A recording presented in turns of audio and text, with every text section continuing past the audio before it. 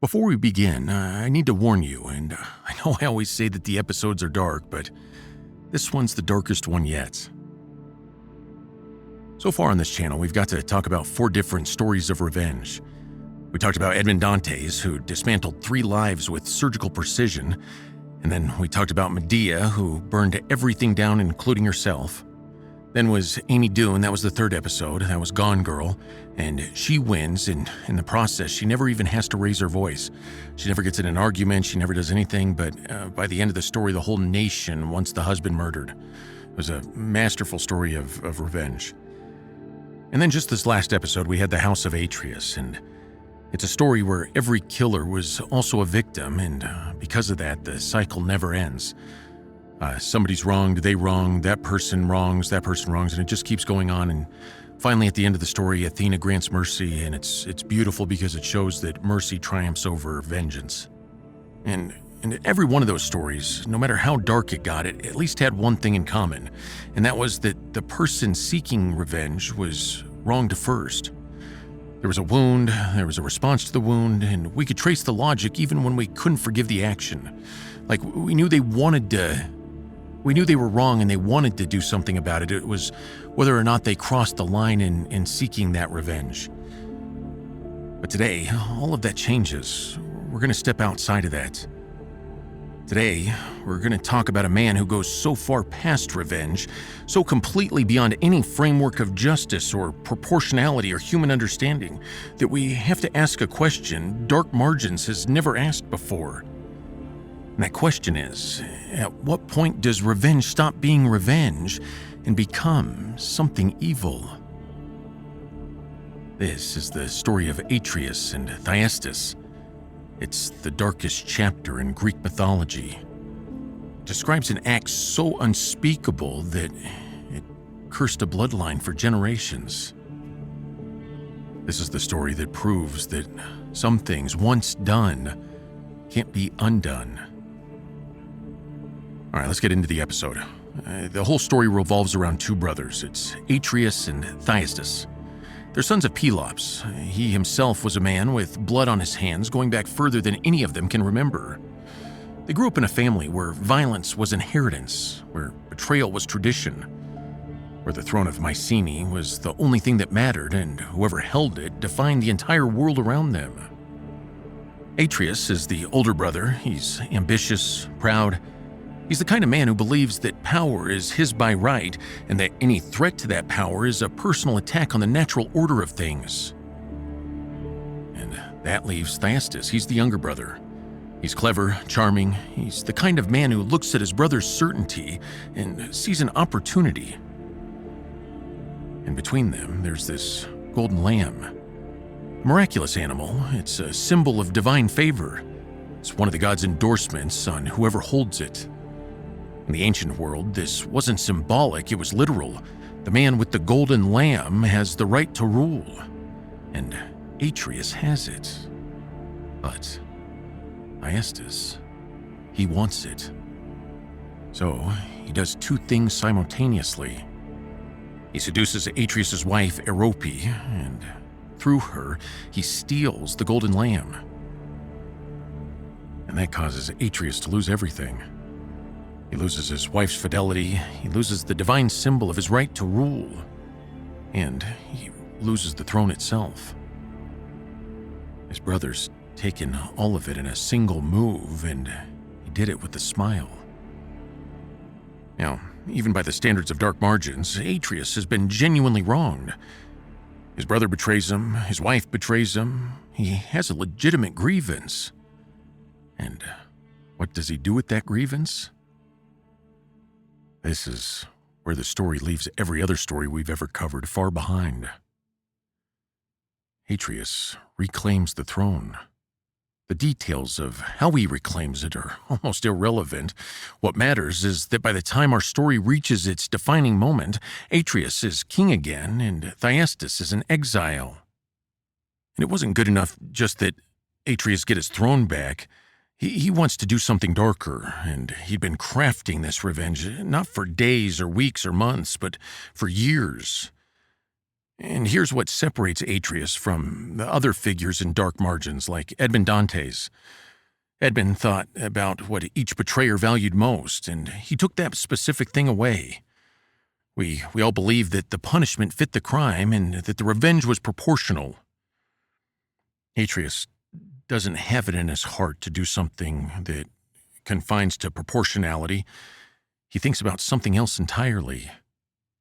He thinks about what it would mean to reach inside a human being, past all their pride, ambition, past everything they'd built and protected and called their own, and destroy something so fundamental that the person could never recover.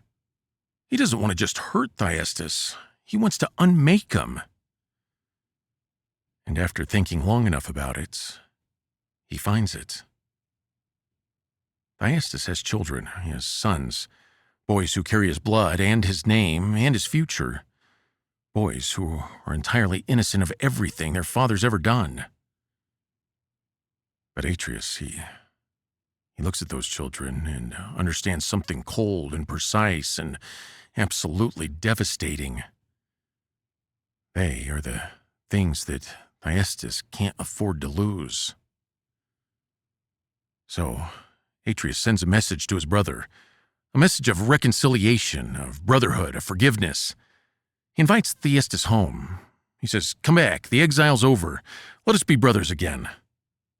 And Thyestes, who's clever, who should have known better, who spent years living in the consequences of what he did to Atreus, well, in the hope that Atreus had love in his heart, he accepts the invitation.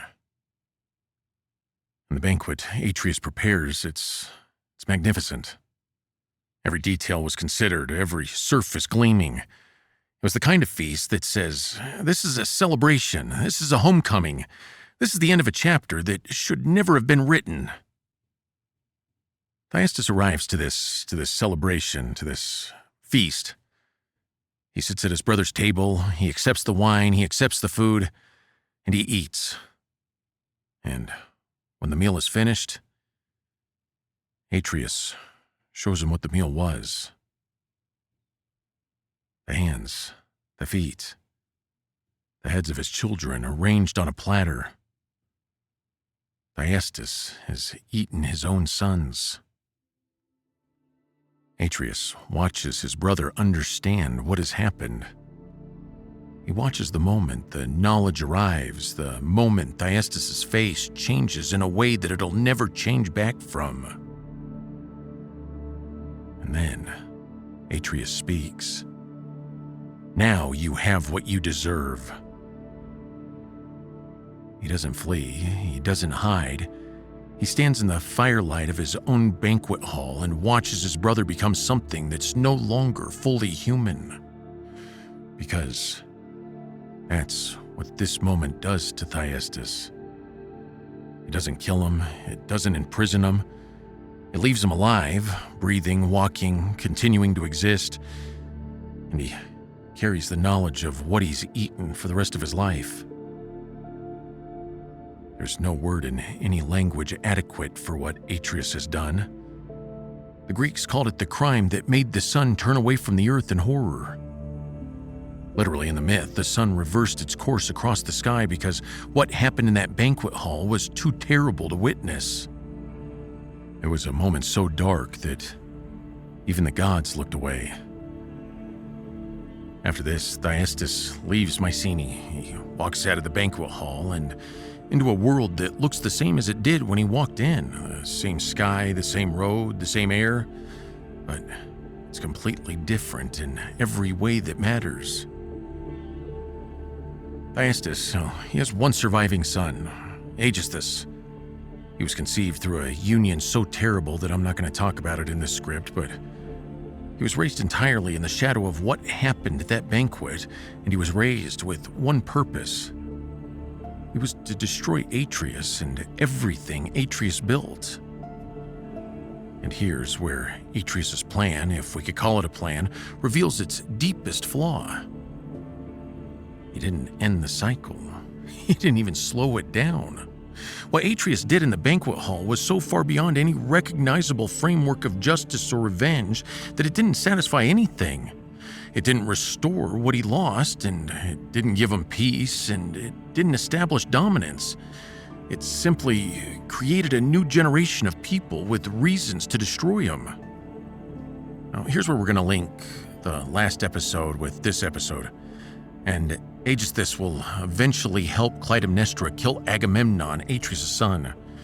It's the murder that starts the Oresteia, the very cycle we examined last episode. And that means that everything, every killing, every act of revenge, every generation of this cursed family destroying itself, it traces back to that banquet. And it was to one man who went past revenge, past justice, past all the ideas of what we accept as right and wrong, and we can't forgive him for what he's done. And it was those sins that created a wound so deep that it literally bled for generations. And so we talked about the question at the beginning of the episode, and that's what we've been building toward.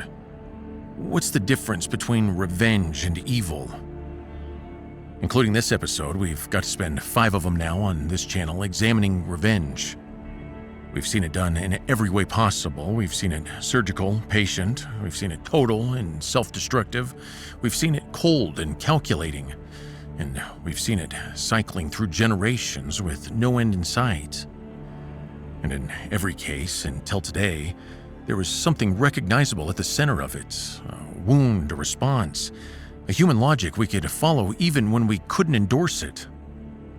But Atreus breaks that framework entirely.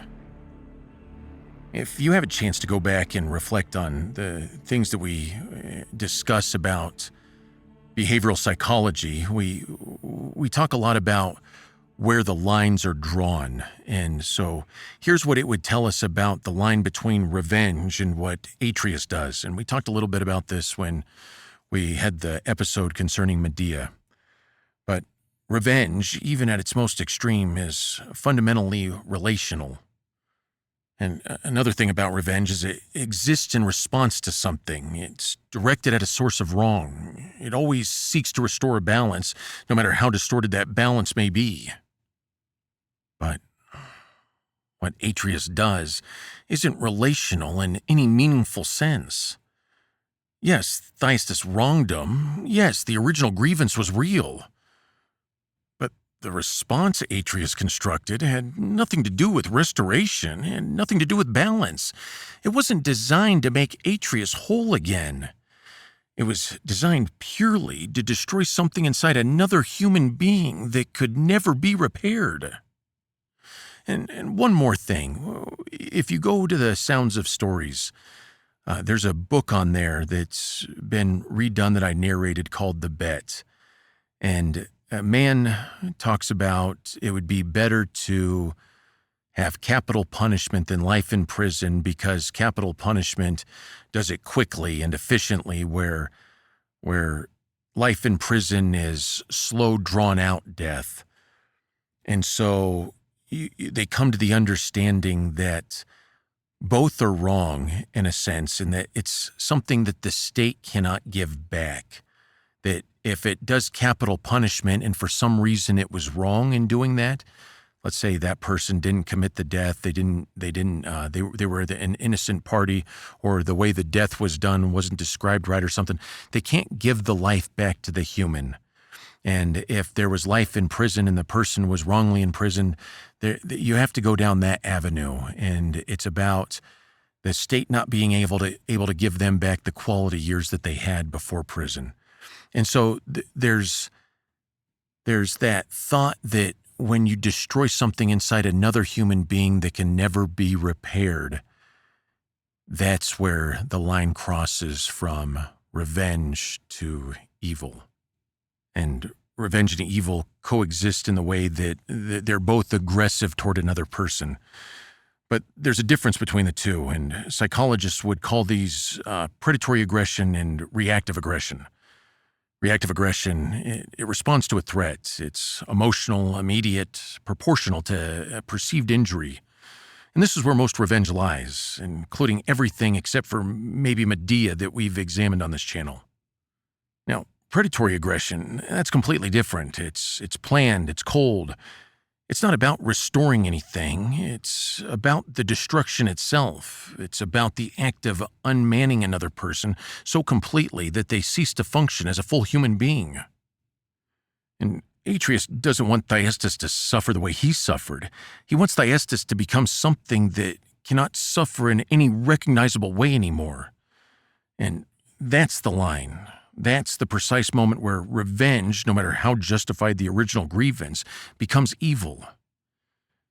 And here's what Aeschylus understood. He was writing the story 2,500 years ago, and he understands something that modern psychology spent decades trying to articulate, and that's that evil doesn't announce itself.